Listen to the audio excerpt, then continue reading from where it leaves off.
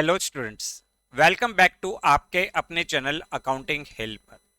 आज की क्लास में हम कंटिन्यू करेंगे अपना chapter number 2 of class 12 goodwill. पिछले पार्ट में हमने सीखा था कि गुडविल किसे कहते हैं, what is the meaning of goodwill, what is the nature of goodwill.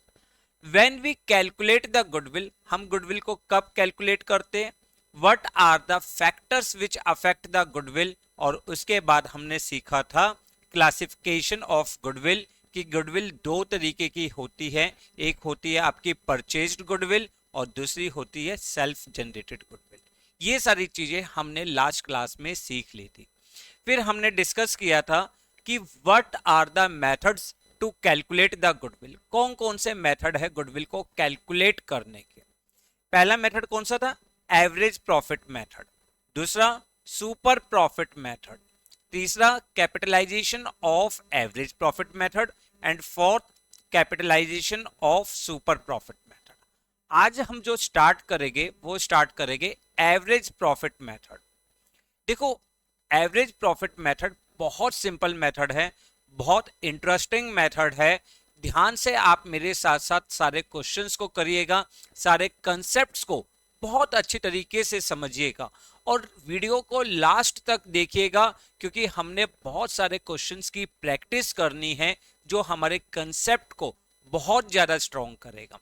अपने कॉपी पेन निकालिए और मेरे साथ साथ क्वेश्चंस को करिए, क्वेश्चंस के कंसेप्ट को समझिए।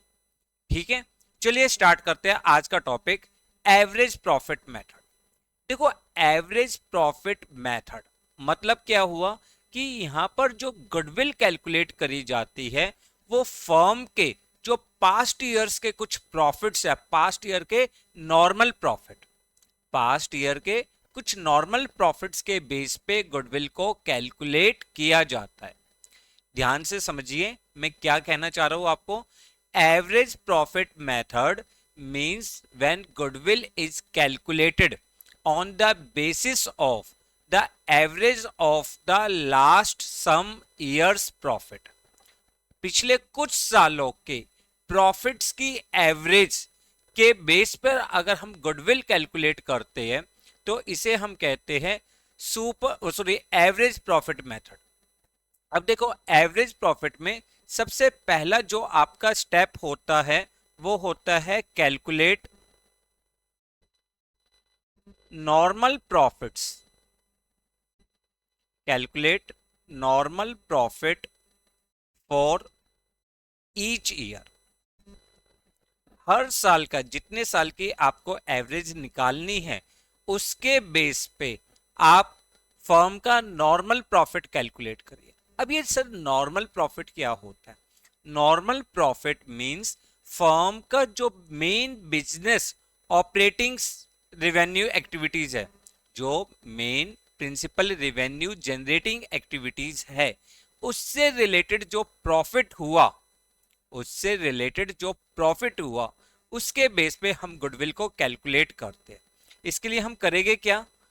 जैसा मैंने आपको बताया, सबसे पहले क्या करना है, calculate normal profit for each year. अब ध्यान से समझिएगा, how we calculate the normal profit, how we calculate normal profit.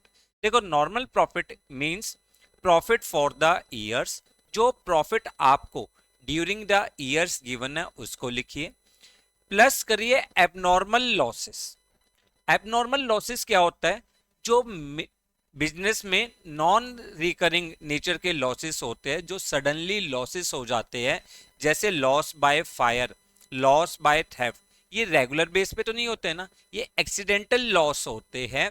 In profits की वजह से, सॉरी, इन लॉस की वजह से आपका जो प्रॉफिट है वो क्या हो गया था? रिड्यूस हो गया था। इसलिए आपने इसको क्या करा? प्लस कर दिया।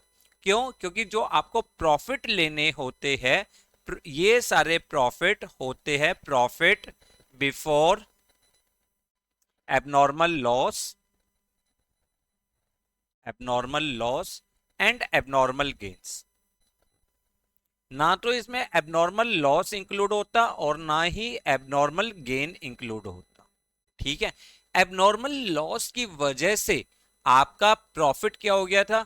रिड्यूस हो गया था। तो आपने इसको क्या करा, एड बैक करा, ताकि उसके अफेक्ट को आपने खत्म करा।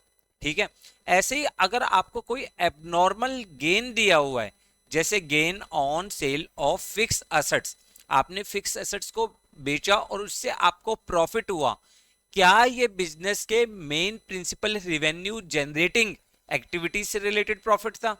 नहीं ना। तो इसकी वजह से आपका प्रॉफिट क्या हो गया था, इंक्रीज हो गया था। उसके अफेक्ट को खत्म करने के लिए हमने उसको क्या कर दिया, माइनस कर दिया। क्लियर है? फिर loss on sale of fix assets, अगर आपने फिक्स एसेट्स को बेचा उसकी वजह से लॉस हुआ, उसको ऐड बैक कर रही है। प्लस करिए नॉन रिकरिंग एक्सपेंस, जो नॉन रिकरिंग नेचर के होते हैं, नॉन ऑपरेटिंग एक्सपेंस होते हैं, उनको हम माइनस कर देते हैं। जैसे वॉलंटरी रिटायरमेंट कंपनसेशन, अगर हमने पे किया है, किसी वर्कर ने अचानक रिटायरमेंट ले ली और उसको हमें कंपनसेशन पे करना पड़ गया, उसकी वजह से प्रॉफिट क्या हो गया आपका, रिड्यूस हो गया था, तो आपने उनको ऐड कर दिया। नॉन रिकरिंग इनकम्स, जितनी भी आपकी नॉन रिकरिंग इनकम्स है, जैसे interest and dividend received, interest and dividend received during the year, insurance claim received, इस तरह के नॉन रिकरिंग इनकम्स को आप माइनस कर दोगे। और जो भी पार्टनर्स रिम्यूनरेशन है, जैसे पार्टनर्स की सैलरी वगैरह, वो सारी चीजें माइनस कर दो। क्लियर? तो यहां पे आपका क्या आ जाएगा, normal profit during the year. Clear? क्या आया, normal profit during the year. अब नॉर्मल प्रॉफिट के बेस पे हमें सेकंड स्टेप क्या करना है, एवरेज निकाल लेनी है। एवरेज तो हमें पता है, sum of all profits divided by number of years. और थर्ड एंड लास्ट स्टेप होता है गुडविल। गुडविल मींस जो आपका एवरेज प्रॉफिट निकला उसको नंबर ऑफ ईयर परचेज से मल्टीप्लाई कर दीजिए। देखो 3 सिंपल स्टेप्स है। पहला स्टेप क्या है, calculate normal profit during the year, means जितने भी एबनॉर्मल लॉस है, नॉन ऑपरेटिंग एक्सपेंस है, loss on sale of fix assets है, ये सारी चीजें ऐड बैक कर दो। और जितने भी एबनॉर्मल गेन्स है, नॉन रिकरिंग एक्सपेंसेस है, पार्टनर्स रिम्यूनरेशन, इनको माइनस कर दो।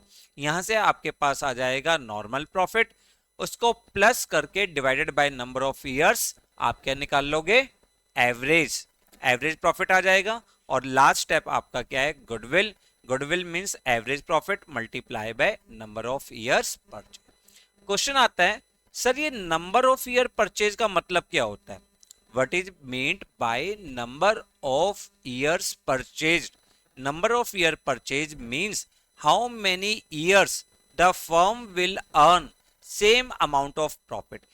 देखो ये हमारी एक अजम्पशन है कि हम अब जो अपनी गुडविल निकाल रहे हैं, हम फर्म की गुडविल निकाल रहे हैं, उसका मतलब क्या है, फर्म कितना प्रॉफिट, ये वाला जो मेन प्रॉफिट है, इसको कितने ईयर्स तक मेंटेन कर सकती है।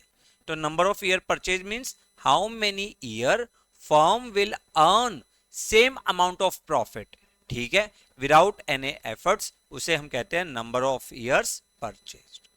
तो आप प्लीज इसे नोट करिए, एवरेज प्रॉफिट मेथड के में हम गुडविल को कैसे कैलकुलेट करते हैं। क्लियर? कंफर्म है?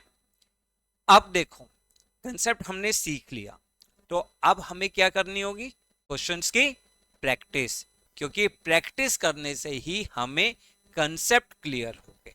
ठीक है, तो मेरे साथ साथ क्वेश्चंस को नोट भी करिएगा, क्वेश्चंस को पढ़िएगा भी और क्वेश्चंस को करिएगा भी। ठीक है, देखो first question, A purchase B business. मैंने बताया था हम गुडविल कब कैलकुलेट करते हैं, जब हम अपने बिजनेस को बेचते हैं या किसी और के बिजनेस को परचेज करते हैं। A purchase B business with effect from 1st April 2023. It was agreed that firm's goodwill is to be valued at 2-year purchase of normal average profit of last 3 years. जो ये line मैंने yellow करी है, ये सिर्फ आपको इसलिए yellow करी है ताकि आप ध्यान से क्वेश्चन को पढ़िए। आपको क्वेश्चन में बोला होगा कि हमें गुडविल किस तरीके से कैलकुलेट करनी है।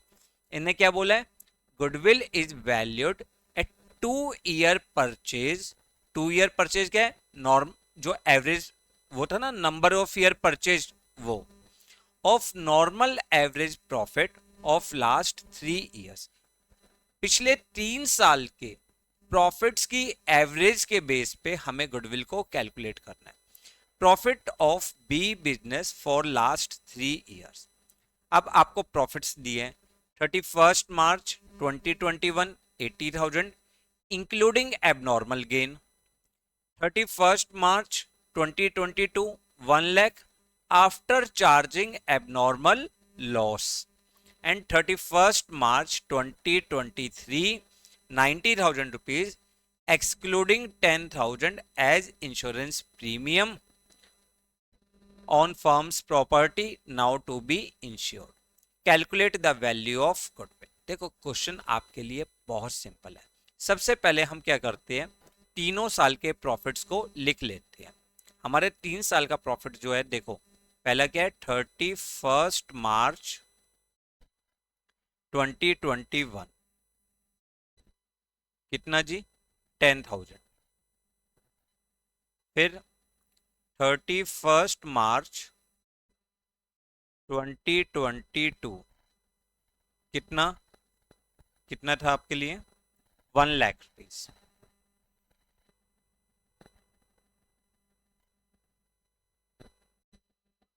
ठीक है, और फिर 31 मार्च 2023 हमें प्रॉफिट है 90,000। अब इनमें जो जो एडजस्टमेंट्स है वो ध्यान से समझते हैं। ठीक है, पहला क्या बोला है, 80,000 रुपीज जो है प्रॉफिट है, इसमें abnormal gain of 10,000 rupees is included. Abnormal gain is included, तो एबनॉर्मल गेन को, सॉरी प्रॉफिट कितना था, 80,000 प्रॉफिट था।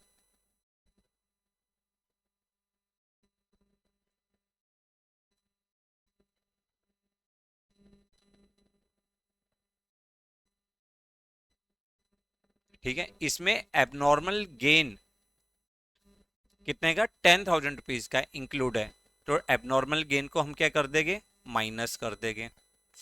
This will be equal to 70,000।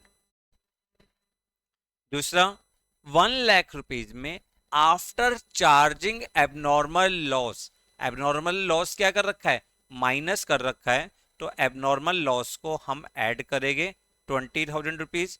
This is 1,20,000। और नेक्स्ट क्या है, 90,000 rupees excluding 10,000 as insurance premium. तो 10,000, देखो ध्यान से लाइन पढ़ना, excluding ₹10,000 as insurance premium on firm's property. इन्होंने जो फर्म की प्रॉपर्टी का इंश्योरेंस करवा रखा था उसके प्रीमियम को मतलब काउंट नहीं किया है। अब वो प्रीमियम हमने पे कर रहा है, इंश्योरेंस करवाया है, तो इंश्योरेंस आपके लिए क्या होता है बेटा, रेगुलर एक्सपेंस। ये फर्म में काउंट होना चाहिए, इसलिए हमारा प्रॉफिट रिड्यूस हो जाएगा 10,000 रुपीज से। ठीक है, this will be equal to 80,000। अब टोटल प्रॉफिट कितना हो जाएगा, 2,70,000। टोटल प्रॉफिट कितना हो गया, 2,70,000। तो हमने निकालना है एवरेज प्रॉफिट।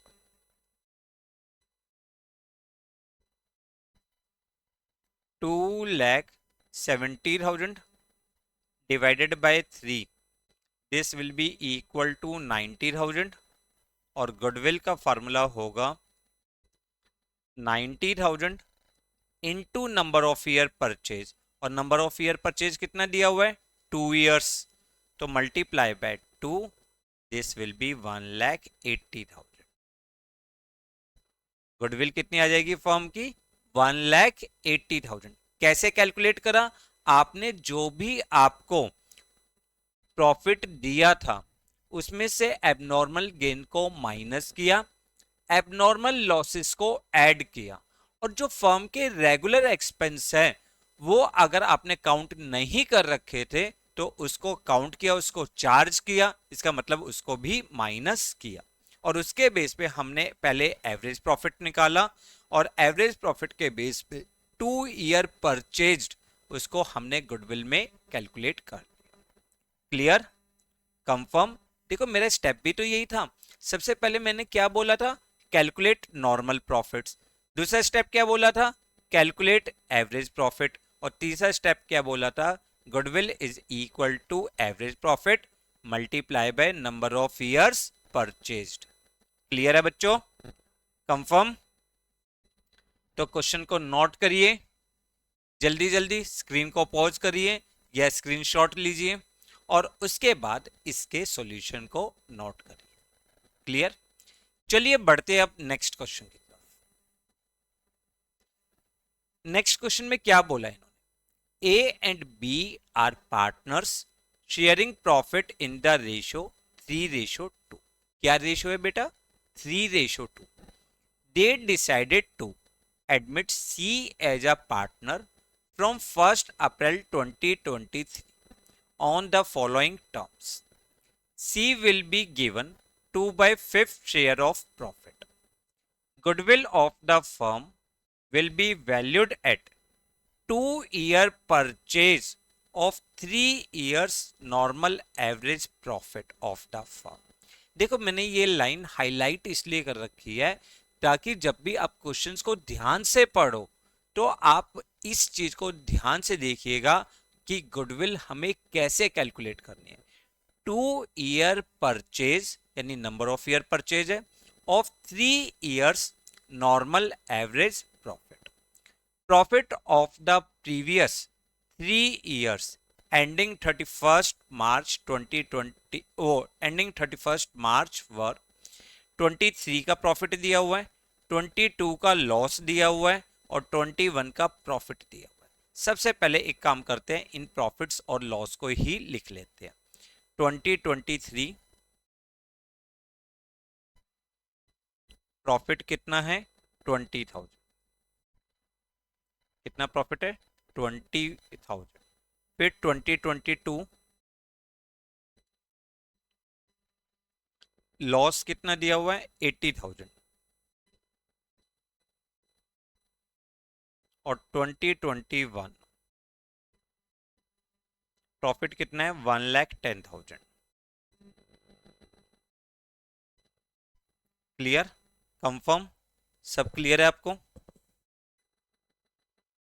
देखो इन्होंने कहा है जो 30,000 का प्रॉफिट है after debiting loss by fire, abnormal loss इन्होंने चार्ज कर रखा है। लॉस बाय फायर का क्या मतलब है? एबनॉर्मल लॉस, और हमें प्रॉफिट बिफोर एबनॉर्मल लॉस चाहिए होता है, इसलिए हम लॉस को, इस लॉस को जो एबनॉर्मल लॉस है इसको हम क्या करेंगे? ऐड कर लेंगे। एक मिनट, देखो प्रॉफिट कितना है? 30,000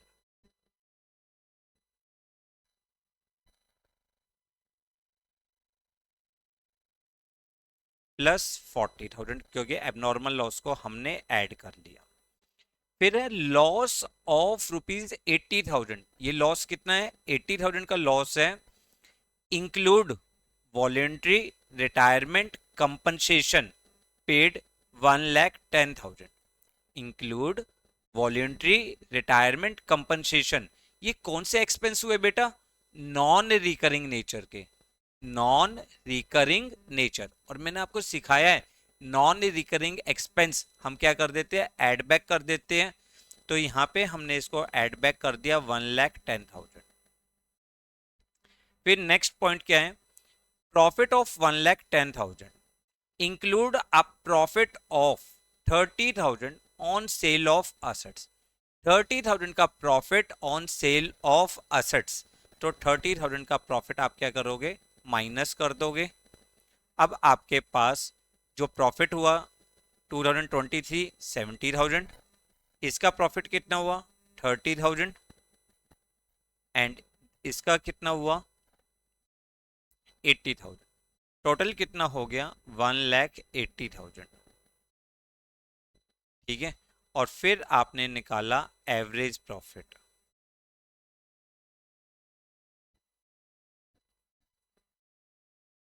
$1,80,000 divided by 3, this will be equal to 60,000 और गुडविल हमें 2 ईयर परचेज निकालनी है, तो 60,000 इंटू 2, 1,20,000। क्लियर, कंफर्म, क्वेश्चन समझ में आ गया? बिल्कुल सिंपल क्वेश्चन था। देखो ये दो क्वेश्चंस मैंने आपको बहुत सिंपल करवाए हैं ताकि आपको कंसेप्ट समझ में आ जाए।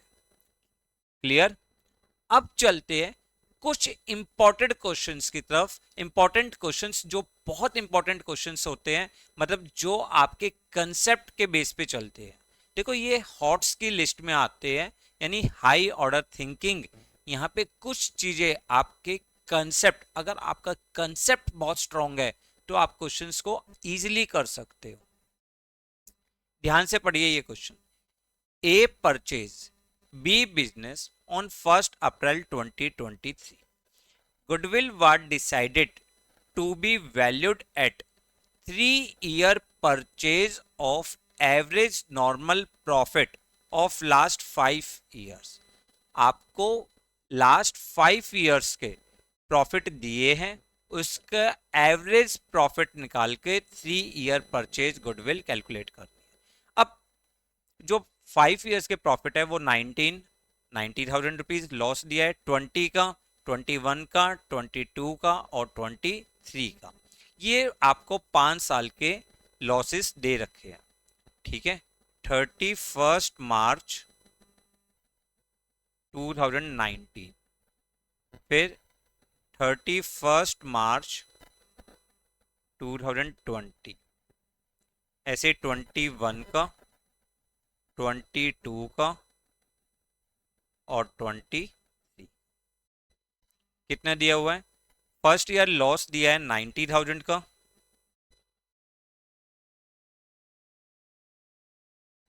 सॉरी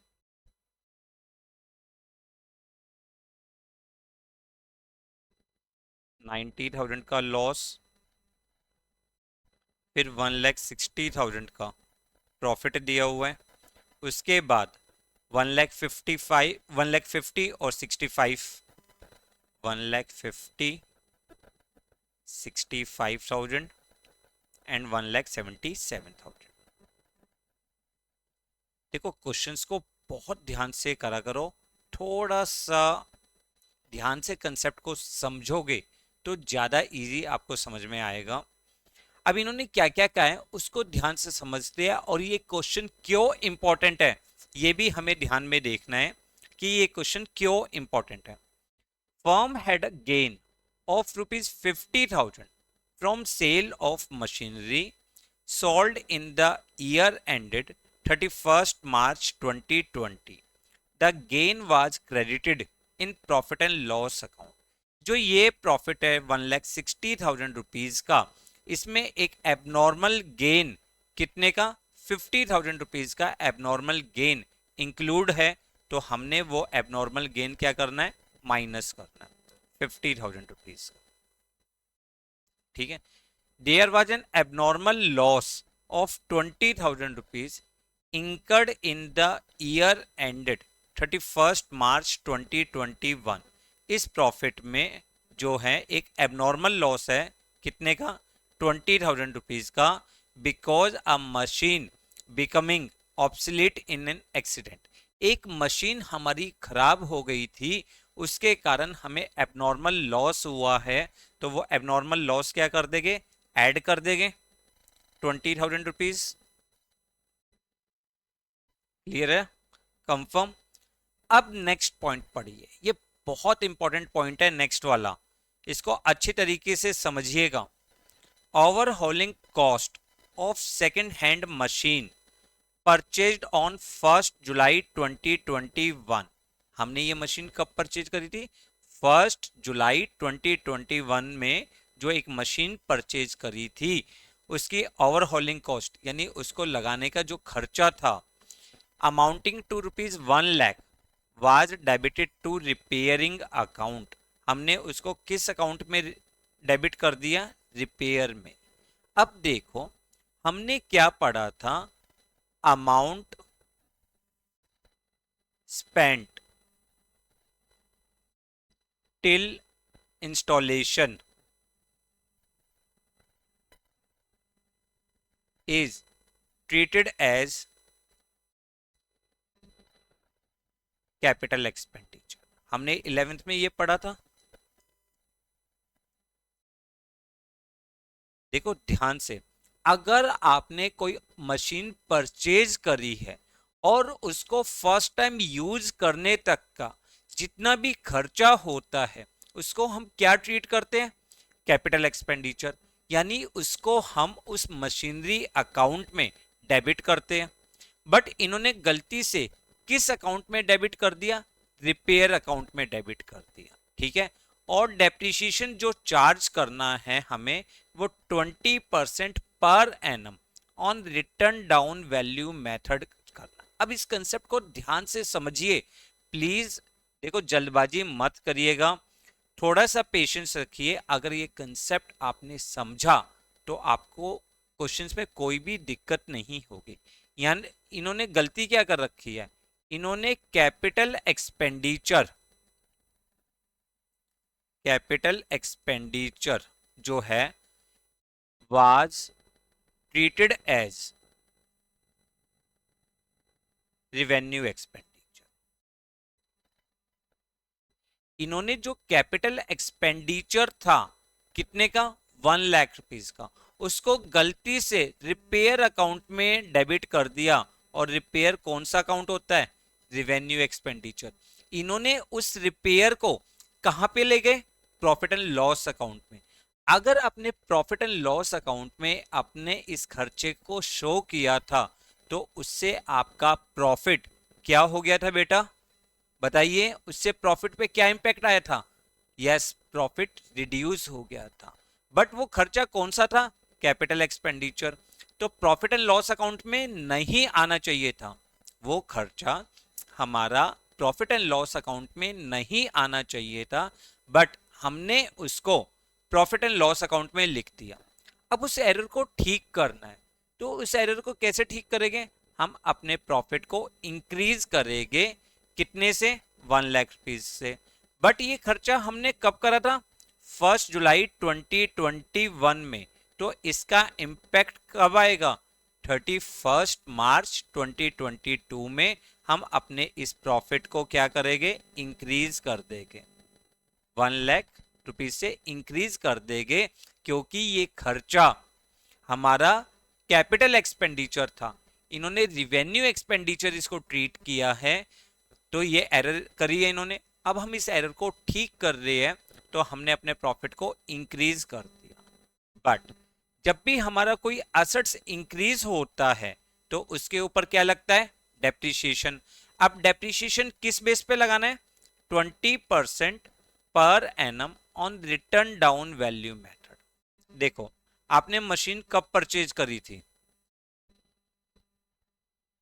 मशीनरी परचेज्ड कब परचेज करी थी, 1 जुलाई 2021 में आपने यहां परचेज करी थी।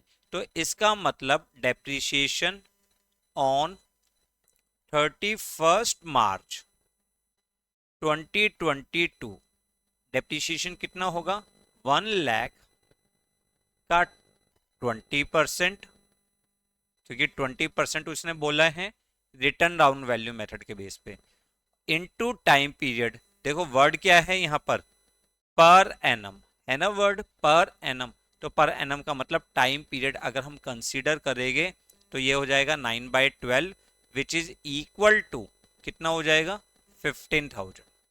कितना डेप्रिसिएशन होगा, 15,000 रुपीज। बट ये 15,000 अब हमारा डेप्रिसिएशन हमें काउंट करना है, इसलिए हमने इसको माइनस करा। क्लियर। अब बुक वैल्यू कितनी हो गई, book value of machine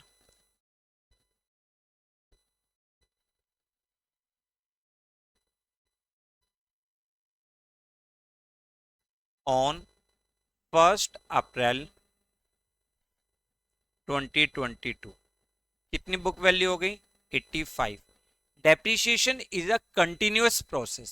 depreciation क्या होता है, कंटिन्यूअस प्रोसेस होता है। तो डेप्रिसिएशन हमें अगले साल भी काउंट करना है, इसका मतलब डेप्रिसिएशन ऑन 31 मार्च 2023 85,000 का 20%,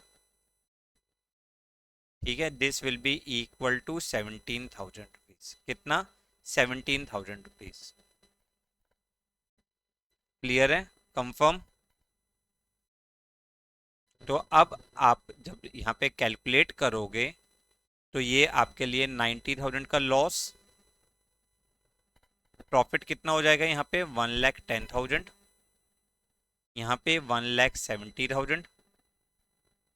इस पे सॉल्व करोगे तो ये हो जाएगा 1,50,000 और ये हो जाएगा 1,60,000।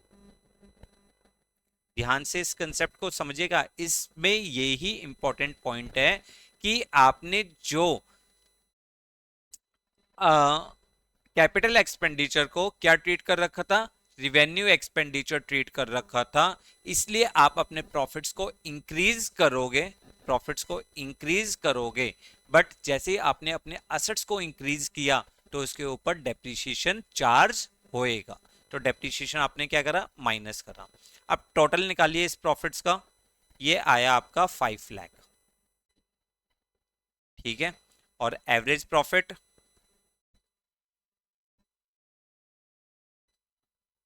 5 lakh divided by 5, this will be equal to 1 lakh.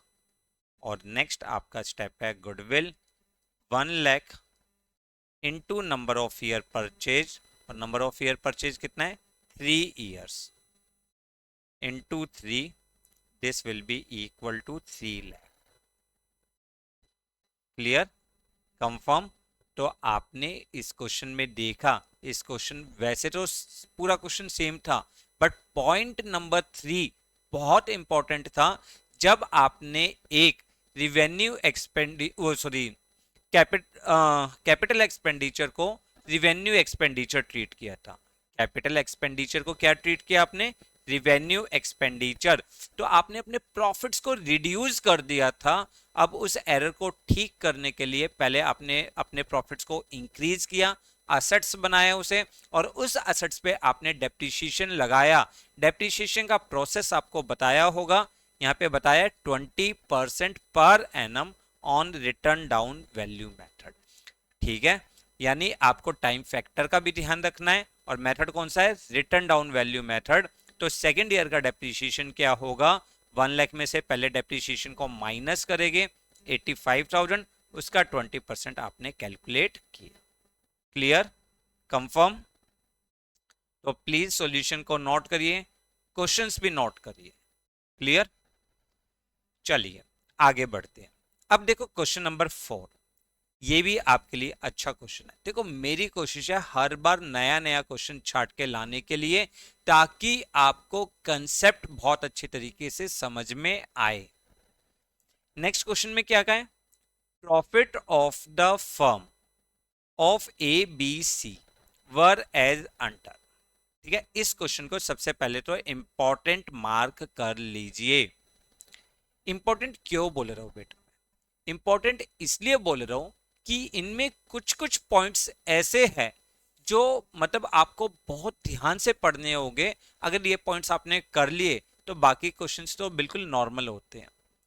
आपको प्रॉफिट्स दिए हुए हैं 4 साल के, 2020 के, 21 का, 22 का एंड 23 का। सबसे पहले एक काम करते हैं, इन प्रॉफिट्स को ही लिख लेते हैं, क्योंकि हमें जो भी एडजस्टमेंट्स करनी होती है वो इन्हीं प्रॉफिट्स में करनी होती है। तो हमने प्रॉफिट्स लिखा 31 मार्च 2020, कितना प्रॉफिट है 30,000। 21 का प्रॉफिट 46,000। 22 का प्रॉफिट 34,000।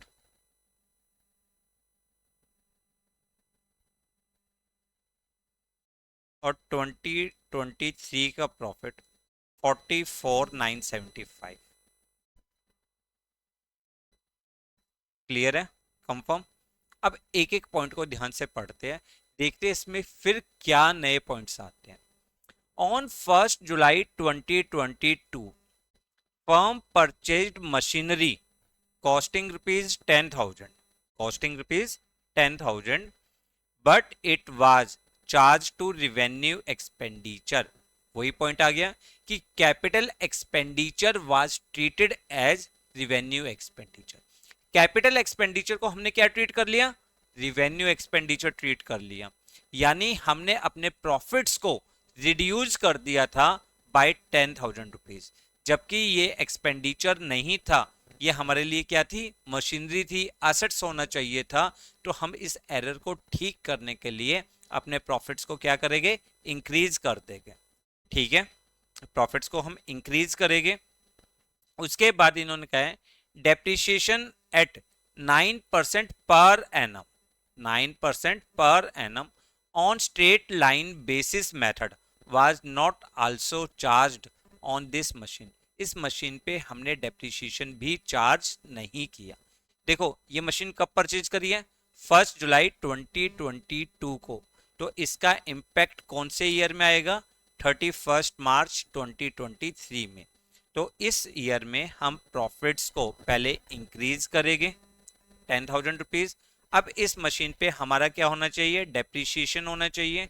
डेप्रिसिएशन ऑन 31 मार्च 2023 10,000 का 9%, ठीक है, into 9/12, into 9/12, this will be equal to 675।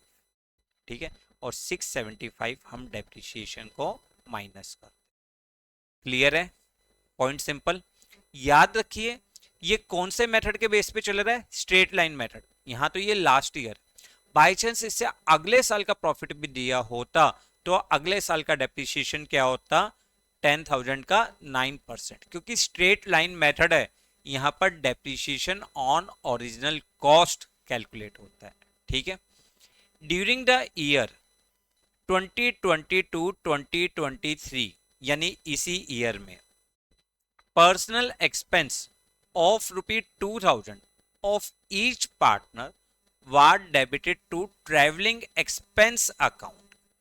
देखो ये पर पार्टनर्स के पर्सनल एक्सपेंस थे, पार्टनर्स की क्या थी? ड्राइंग्स थी, तो ड्राइंग्स अकाउंट में डेबिट होना चाहिए था, इन्होंने गलती से किस में डेबिट कर दिया? ट्रेवलिंग एक्सपेंस में। प्रॉफिट्स को रिड्यूस कर दिया, प्रॉफिट्स को क्या कर दिया? रिड्यूस कर दिया। अब हम इस एरर को ठीक करने के लिए प्रॉफिट्स को अगेन क्या करेंगे? इंक्रीज करेंगे। क्या कहा है? 2,000 ऑफ ईच पार्टनर, जबकि कितने पार्टनर है? 3 पार्टनर है, तो 2,000 इंटू 3, दिस विल बी 6,000। 6,000 जो है इन्होंने अपने एक्सपेंस को क्या कर दिया था? रिड्यूस कर दिया था, सॉरी एक्सपेंस को इंक्रीज कर दिया था, उससे प्रॉफिट रिड्यूस हो गया था। एरर को ठीक करने के लिए हम प्रॉफिट्स को दोबारा से इंक्रीज करेंगे 6,000 रुपीज। क्लियर? फिर नेक्स्ट पॉइंट क्या कहा इन्होंने? Value of closing stock for the year ended 31 March 2022, इस साल का profit was found under valued bye 1,000 rupees. ध्यान से समझो, अगर आपका क्लोजिंग स्टॉक, जब आप ट्रेडिंग अकाउंट बनाते हो तो क्लोजिंग स्टॉक इस साइड आता है, ठीक है, क्लोजिंग स्टॉक की वैल्यू इन्होंने क्या कर दी? कम कर दी। अब इसका इंपैक्ट क्या आया? जो आपका प्रॉफिट था वो भी आपका रिड्यूस हो गया। अगर आपने क्लोजिंग स्टॉक की वैल्यू को रिड्यूस किया हुआ है तो इससे प्रॉफिट क्या हो गया? रिड्यूस हो गया। क्यों? क्योंकि क्लोजिंग स्टॉक इस साइड आता है। आप जब कैलकुलेट करते हो, क्रेडिट साइड किसको रिप्रेजेंट करती है? इनकम के सोर्स को। तो यहाँ पे आपका प्रॉफिट, क्लोजिंग स्टॉक कम होने की वजह से प्रॉफिट भी रिड्यूस हो गया था। तो इस एरर को ठीक करने के लिए कौन से ईयर में हुई है? 2022, यानी इस वाले ईयर में। इसको ठीक करने के लिए आपको अपने प्रॉफिट्स को क्या करना पड़ेगा? इंक्रीज करना पड़ेगा।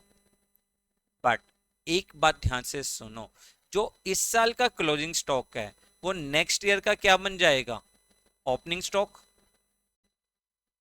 नेक्स्ट ईयर का ओपनिंग स्टॉक। अब नेक्स्ट ईयर का आप स्टॉक इंक्रीज कर रहे हो तो उससे आपका प्रॉफिट क्या हो जाएगा, रिड्यूस। याद रखिए, इस साल के क्लोजिंग स्टॉक को अगर आप इंक्रीज कर रहे हो तो इसका मतलब ये नेक्स्ट ईयर का ओपनिंग स्टॉक होगा, और आपका ओपनिंग स्टॉक इंक्रीज हो रहा है, इसका मतलब आपका एक्सपेंस भी इंक्रीज हो रहा है। तो आपने क्या करा, इसमें 1000 रुपीज आपने अपने प्रॉफिट्स को रिड्यूस किया 2021।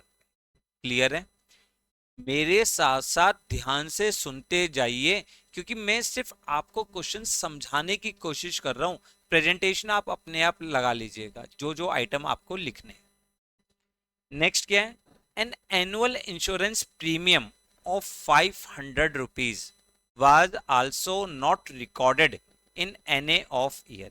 इंश्योरेंस प्रीमियम हमें हर साल काउंट करना चाहिए था 500 रुपीज का, इन्होंने काउंट नहीं किया, हम इसको काउंट करेंगे। -500, -500, -500 एंड -500। ठीक है, क्लियर, कंफर्म।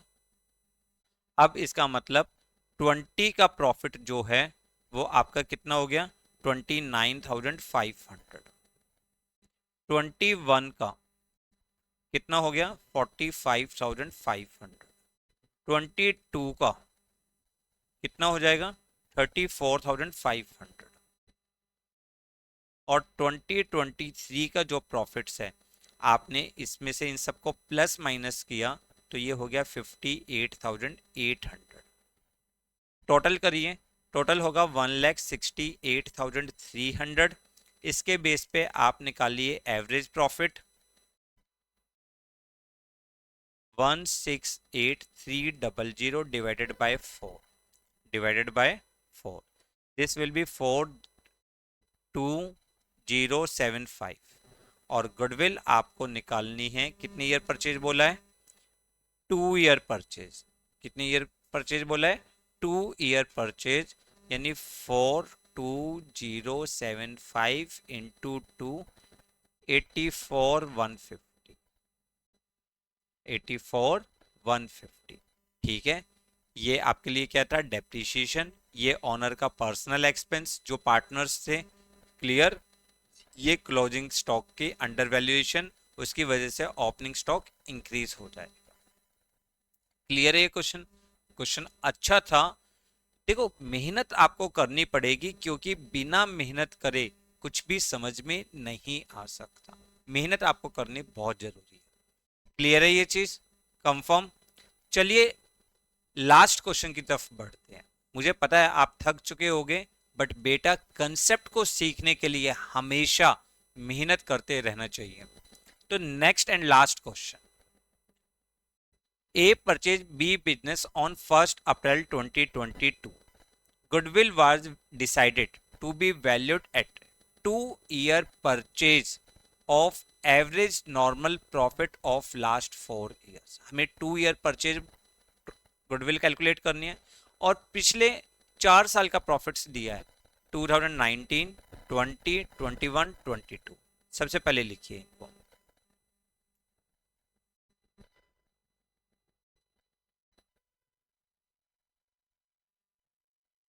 March 31, 2019, फिर 2020, 2021 एंड 2022। कितना है, 70,000, 1 लाख, 70,000, 1 लाख, 55,000 का लॉस,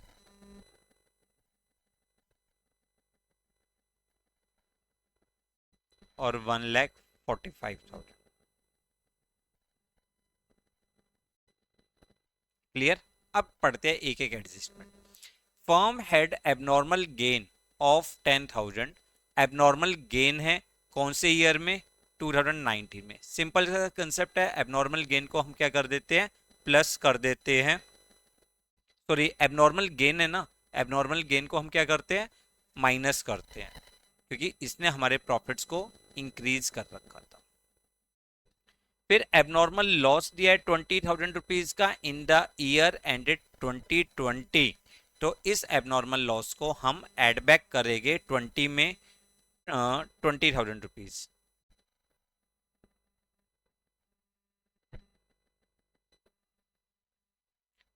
अब नेक्स्ट और बहुत important point, repair to car. हमने कार की रिपेयर करी, repair to car amounting to 50,000 rupees was wrongly debited to vehicle account, ठीक है, ऑन 1 मई 2020।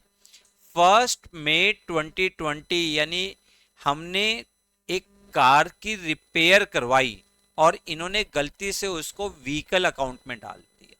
देखो, अगर आपने कार की रिपेयर करवाई तो वो कौन सा एक्सपेंस होना चाहिए था? वो आपका एक्सपेंस होना चाहिए था रिवेन्यू एक्सपेंस। कौन सा एक्सपेंडिचर होना चाहिए था? Revenue expenditure. बट इन्होंने इसको ट्रीट क्या कर लिया? कैपिटल एक्सपेंडिचर, क्योंकि इन्होंने क्या कहा है? What debited to vehicle account, vehicle account में डेबिट कर दिया, जबकि ये व्हीकल में नहीं आना चाहिए था, ये रिपेयर अकाउंट में आना चाहिए था। और रिपेयर आपका कहां पे जाता है? प्रॉफिट एंड लॉस में। तो प्रॉफिट आपका रिड्यूस होना चाहिए 50,000 रुपीज से। कब रिपेयर करवाई है? 1 मई 2020, यानी इसका इंपैक्ट कब आएगा? यहां पर आएगा 31 मार्च 2021 में। तो हमने 50,000 रुपीज से अपने लॉस को क्या करना है? इंक्रीज करना है। क्यों? क्योंकि हमारा एक्सपेंडिचर इंक्रीज हो रहा है। बट अगर इन्होंने इसको व्हीकल अकाउंट माना था तो इसके ऊपर इन्होंने क्या चार्ज किया होगा? डेप्रिसिएशन। इन्होंने कहा ना, depreciation was charged on vehicle eight 10% on straight line method. अब मेरा क्वेश्चन आपसे कि डेप्रिसिएशन कितना निकलेगा? निकालिए आप, एक बार यहां वीडियो को पॉज करिए और डेप्रिसिएशन निकालो कि इन्होंने कितना डेप्रिसिएशन चार्ज किया है ड्यूरिंग द ईयर। जल्दी निकाला? कितना निकाला? देखो, यहां बच्चे कई बार गलती कर जाते हैं। यहां पे ध्यान से पढ़ो, डेप्रिसिएशन की रेट क्या दी हुई है? 10%। 10%, ना कि 10% पर एनम। देखो, 10% और 10% पर एनम, इसमें क्या फर्क होता है? इनमें क्या डिफरेंस है? यहाँ पे हम टाइम फैक्टर्स को कंसीडर करते हैं, टाइम फैक्टर्स को कंसीडर करते हैं। डेप्रिसिएशन कैसे निकालते हैं? 50,000 इंटू 10% इंटू मई से लेकर मार्च तक का टाइम। बट यहाँ पे 10% दिया हो तो हम टाइम फैक्टर्स को कंसीडर नहीं करते, टाइम फैक्टर्स को कंसीडर नहीं करते। क्लियर? तो हमारा डेप्रिसिएशन कितना हो जाएगा? 5,000 रुपीज। वो अब आपका खर्चा नहीं है तो उससे आप अपने प्रॉफिट्स को क्या कर दोगे? इंक्रीज कर दोगे 5,000 रुपीज से। और डेप्रिसिएशन कंटिन्यूअस प्रोसेस होता है, साथ ही साथ स्ट्रेट लाइन मेथड बोला है, स्ट्रेट लाइन मेथड। तो अगले साल भी डेप्रिसिएशन आपका 5,000 रुपीज आप उसको एड बैक कर दोगे। अब यहां से आप निकालिए प्रॉफिट्स। ये प्रॉफिट्स कितना हो गया? 60,000, 1,20,000। दिस इज इक्वल टू 1,00,000 का लॉस, और ये हो गया 150। तो टोटल कितना हो गया? 2,30,000।